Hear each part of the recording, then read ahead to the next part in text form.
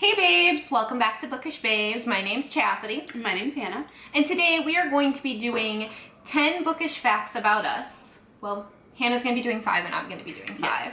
We got this idea from Bookworm Dreams and we will link their channel down below. They did 13 each. Yeah, so. I don't know how they came up with all of those because we had some trouble coming up with our 5 each. Yeah. But here we go. So the first bookish fact about me is that I'm super rough on books. And I feel like this is kind of weird because most people who love books, like Chastity, are like, think of them as like this precious baby that they can't injure at all. Babies. And I'm super like, I dog ear, I throw them on the ground, I throw them in my purse, I don't care if they get bent up, I, circle things, highlight things, write notes. That gives me anxiety. I'm super rough on them, and that's actually why I don't generally go to the library for books, because I don't like not being able to rough it up if I want to, so. Yeah, that like gives me anxiety. Yeah. Yeah. Most people probably. Real. But it's like, okay, so actually this kind of coincides with my first fact, is that like if I go to like a thrift store or a secondhand store and I find a book that I want or I'm interested in, even if it's completely ratty and the cover's missing and like it's all dog-eared, I will still buy it because it has value to me and I still want to read that book and it's from an author that I like. But I am generally like, if I buy new and it's a series that I really love, or even like I said, if I buy new, she's weird about opening her books all the way because she doesn't even like the crease on the spine. I don't care. I'll open it and like throw it on my floor. It doesn't matter to me. People like, I have stopped lending my books out. Yeah, never lend a book to me. I already know this. Yeah. She already knows this. She will never get one of my books. Yep. But I'm very picky now if I lend anybody a book and they like no. They're like, oh god. Yeah. I don't even want to borrow from you, Chastity. The only thing I'm weird about is like my signed copies. I've never even, like, I have multiple books signed, like I've ordered a couple from Taryn Fisher, and I've never read those physical copies. Yeah. I'll buy and I will read the ebook, and I will also buy the signed copy because I won't read the signed copy because I don't want to bend it up. But other than that, I throw all my other books around and it doesn't matter. The only one that I have read that's signed was All Your Perfects by Colleen Hoover. Yeah. Because I got 2. Okay. And there was like one I also have All Your Perfect signed. Remember I found it at that store? Yes. Yeah. Because that's where I went to meet her. Yeah. That's crazy. What is your second one? My second one is that I generally hate main characters / like main narrators. I'm such like a side character lover. All of my favorite books, I despise the main person. Like, let's just use for example Twilight. Hated Edward and Bella, both of them. I was so obsessed with Carlisle, and I continued on with the story originally solely because of Carlisle. So, and I feel like I've carried that with me now into like my adult years too. I tend to usually find some sort of problem with the main character. Yeah. Yeah, you do. You really do. Yeah. You're like, now that you've mentioned I'm going over in my head and I'm like, yeah, you really do. But I'll find a problem. I don't care. Yeah. It's me being a pessimist, I guess. I mean, it's okay. Because I mean, the sub-characters are there for a reason. Yeah. So. Which is why it like drives me crazy when somebody says they don't like a book because they don't like the main characters. It's like, yeah, I never like the main characters. So what's stopping you? I don't understand that. So my second fact kind of just ties in with my first one, is I absolutely hate dog ears. I absolutely hate it. Like I've never done it in my life. I can't. I do all the time. It hurts my heart. All the time. I have so many, I have multiple bookmarks, but whoever knows where they are, not me. If I know where they are, I'm not going to get up out of my bed to go get one. So I'll use like a receipt, or if I can't find anything, I'll just dog ear it. Or I'll stick a pencil in there. That hurts me so much. You're a monster.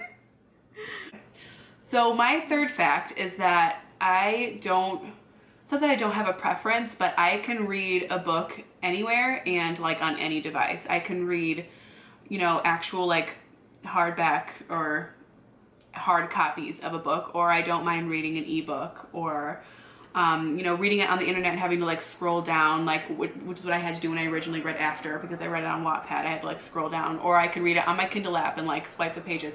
It doesn't bother me. I feel like people generally prefer one or the other. Like they want a physical copy, or they can read the audiobook or the ebook. I'm not a huge audiobook fan, but I can do them. And also, it doesn't have to be like dead silent for me to read. I can read in my room. I can read in a crowded mall. I can read in a movie theater. It doesn't bother me. So I feel like that's kind of a little bit unique, because I think a lot of people need like either dead silence, or they need to be like, you know, in a certain be able to concentrate area. Yeah. Yeah. So that kind of ties in with my third. I do prefer a physical copy, but I do read a lot of ebooks. I have a Kindle. I feel like it's like more.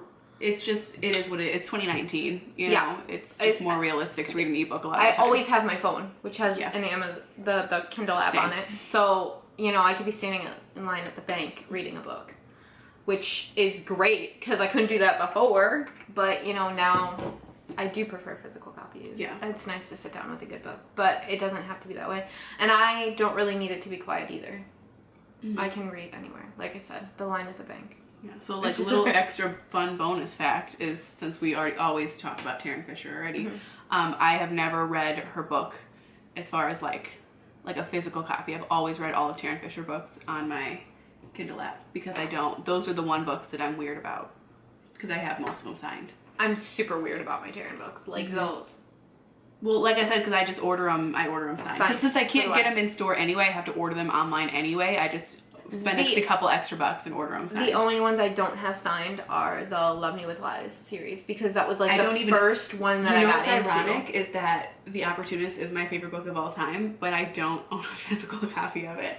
Because you have to, I want them signed, but you have to buy the whole series. And that's like what I'm gonna, $60. well, and that's the second covers, so. Yeah. I'm gonna get those. Oh, that's right, you have the original covers. I have the original covers. Yeah, see, I've never owned a copy of them. I've just read it on my Kindle app. I'm lying, actually. Wow, Thief is signed. I have 2 signed copies of Thief, because she spelled my name wrong on the first one. Yeah, she spelled my name wrong on the first one, and she sent me another one because she's the biggest sweetheart. Yeah, but I'm thinking that I'm gonna buy myself the signed Love Me With Lies series for my birthday. Yeah. So I'm gonna do that too. So my fourth fact is gonna drive a lot of people crazy, like all my other ones, I guess. But I have to read reviews about a book before I will even think about touching it. And we were talking before this video, and she said she's the opposite. She does not read reviews, and I think a lot of people are like that, because you don't, like, reviews definitely, I've had things spoiled for me before. For sure. And also, it's ironic because a lot of my favorite books didn't get good reviews. But I have to read them anyway, because, like, my thing, I'm an avid Goodreads user. And if it has below, like, a 3.7 average star rating on Goodreads, I won't read it. I'm the worst. Like, I just won't touch it.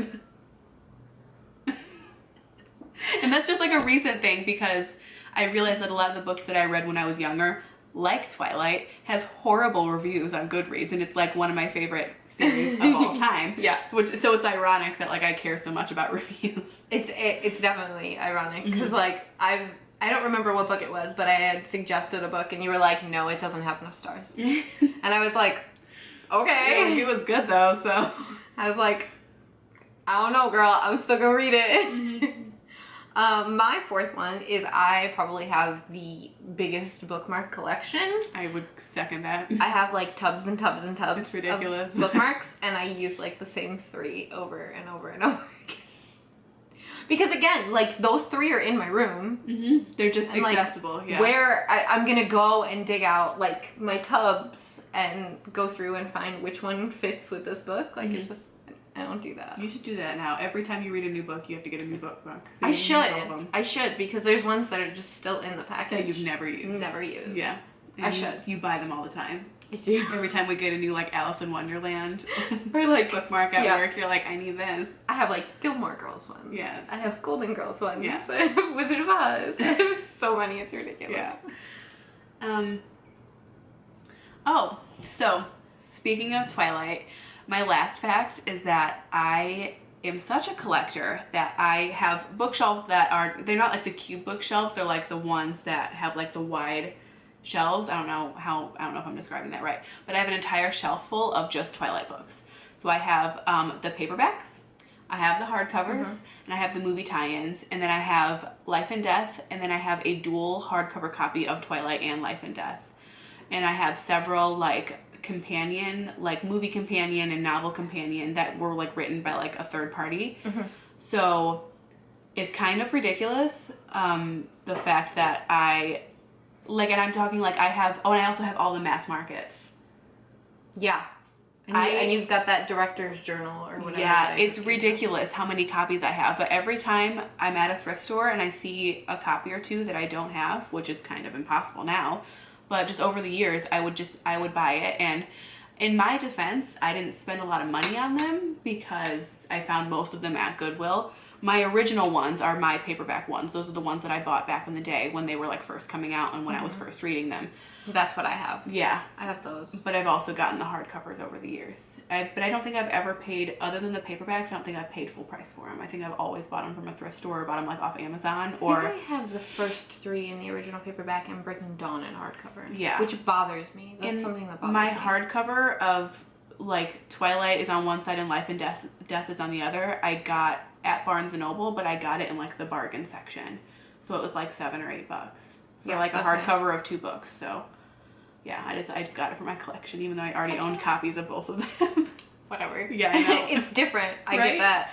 But I don't do that with any other books or any other series. No, like I have Colleen Hoover. I have like the 2 different covers of Slammed.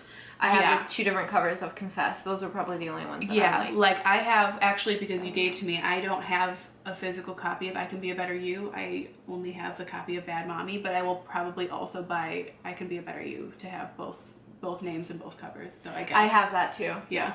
Yeah. And I'm obviously I'm going to get the second covers for Love Me With Lies. Yeah. So I guess I do I'm it going with to try to find authors. the original covers, because it is my favorite book of all time, so I feel like I need it. And there is a like a very first version of The Opportunist, which is different. I mean, it's the same cover, but it's like designed a little bit different. It's bigger, I believe. So yeah, that's kind of interesting. Yeah. My last fact is that I started listening to audiobooks this year. I don't have a preference for audiobooks. Like, it's kind of just something that I read them now. Just started to like read more. I have a little bit of a hard time focusing depending on what type of book it is. Yeah, so what I do with audiobooks is that's how I reread books. I don't ever use audiobooks as like the first time that I've read a book. Like I own most of the Harry Potter books on audiobook just because if I ever want to like revisit the story but I don't want to sit down and read the entire book, I can, you know, play that in my car while I'm driving. That's definitely what I've been doing too. Yeah. Is I would like to reread the ones that I listen to for the first time. I have found that it's easier for me to listen to a romance novel. See, I think fantasy is the easiest to listen to on audiobook because I like hearing him talk about. I listen to a lot of fantasy, but imagery. But like you have to really pay attention. And if I start to like, that's why I do Harry Potter, because I already know the entire story. Yeah. Alright guys, that concludes this video. Let us know down below if you have any weird bookish facts. We're really interested to hear about them. If you like this video, go ahead and give it a thumbs up, and we will see you guys next time. Bye. Thanks. Bye.